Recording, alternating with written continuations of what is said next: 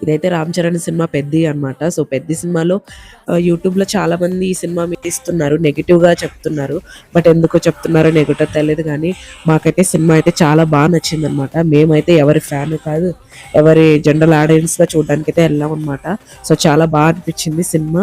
So కొంచెం 'జాన్వీ కపూర్‌ది' కొంచెం బోల్డ్ character లాగా అనిపిచ్చింది. ఆమెని కొంచెం ఎక్కువ ఎక్స్‌పోజ్ చేసినట్లు అనిపిచ్చింది. ఆమె క్యారెక్టర్ కొంచెం తక్కువ ఉన్నట్లు అనిపిచ్చింది. Main lead character Ram Charan కాబట్టి సో ఫోకస్ అంతా రామ్ చరణ్ మీదే ఉన్నట్టు అనిపిచ్చింది. అదొకటి అనిపిచ్చింది. ఇంకొకటేంటంటే రామ్ చరణ్ బాడీ బిల్డప్ చేయడానికి ఎంత కష్టపడ్డాడో అనిపిచ్చింది. ఆయన చేసిన ఆ 3 క్యారెక్టర్‌లలో గూడా ఆయన జీవించేసేసాడనమాట. చాలా చేసేసాడసలు. రామ్ చరణ్ క్యారెక్టర్ అసలు రామ్ చరణ్ యాక్టింగ్‌కి నేనైతే ఫ్యాన్ అయిపోయాననమాట. అంత చేశాడు యాక్టింగ్ అయితే. చాలా నచ్చింది మాకైతే. మా వాడైతే చూసి అసలు సినిమా సూపర్ అని చెప్తున్నాడు. "ఎట్లుంది కన్నయ్య" అని చెప్పేసనైతే సినిమా సూపర్ అని చెప్పేసని అంటున్నాడు. ఆ పిల్లలకి, పెద్దలకి అందరికీ నచ్చుతుందనమాట. చాలా అనిపించింది. జనాలైతే ఫుల్‌గా వచ్చారు.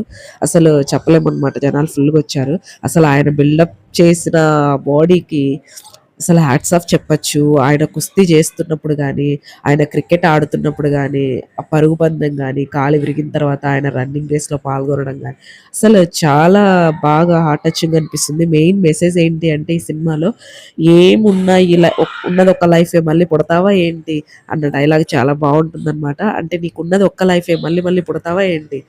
ఉన్నది ఈ జీవితంలో నువ్వు ఏం సాధించాలనుకుంటున్నావో, ఏం కష్టపడాలనుకుంటున్నావో అంతా ఈ లైఫ్‌లోనే కష్టపడేసి, ఈ లైఫ్‌లోనే సాధించేయి. మళ్ళీ మళ్ళీ మనమేం పుట్టలేం కదా! అనేసి అన్నది ఒక మంచి మెసేజ్ అనమాట ఈ సినిమాలో. సో, చాలా అనిపించింది. ఎవరైనా ఎళ్ళాలనుకుంటే మాత్రం కంపల్సరీగా ఎళ్లి చూడండి. చాలా బావుంది సినిమా. ఇదైతే నా ఓన్ జెన్యూన్ ఫీడ్‌బ్యాక్ అనమాట.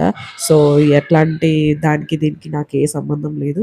సో, నాకు నచ్చింది నేను చెప్తున్నాను. మీరెవరైనా ఎళ్లి చూడాలనుకుంటే ఎళ్లి చూడండి. సినిమా అయితే చాలా బావుంది. అనవసరంగా నెగెటివ్‌గా అయితే స్ప్రెడ్ చేయకండి. ఎందుకంటే ఆయన ఎంత కష్టపడింటాడో ఆ సినిమాకి అనిపించింది నాకు ఆ సినిమా చూసిన తర్వాత. ఆ 3 క్యారెక్టర్స్ చేయడం చాలా కష్టము. ఆయన బాడీ బిల్డప్ చేసిన దానికే మనం హ్యాట్స్ ఆఫ్ చెప్పొచ్చు. అసలు ఆ సినిమాలో బాడీ గాని ఆయన చాలా చేశాడనమాట. చాలా బావుంది సినిమా. సో, ఎవరు నెగెటివ్‌గా చెప్పకండి. మీకు అనిపించింది చెప్పండి. ఎందుకు నెగెటివ్‌గా చెప్పడం? బావున్న సినిమాని అనవసరంగా ఫ్లాప్ చేస్తే మీకేమొస్తుంది? ఏం రాదు గదా! ఎవరికేం రాదు గదా! సో, బావున్నప్పుడు సినిమా బావుందని చెప్పండి. ఇంకొక 10 మంది ఎళ్లి చూస్తారు. ఉన్నదాన్ని చెడగొట్టి దాన్ని బాగున్న సినిమాని బాగలేదని చెప్తే మీకేమొస్తుంది? ఏం రాదు గదా! సో, అలా చెప్పకండి దయచేసి.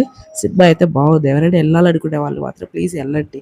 ఎళ్లి చూడండి సినిమా చాలా బావుంది. మీ పిల్లలకి గూడా ఒక మంచి మెసేజ్ నేర్పించొచ్చు.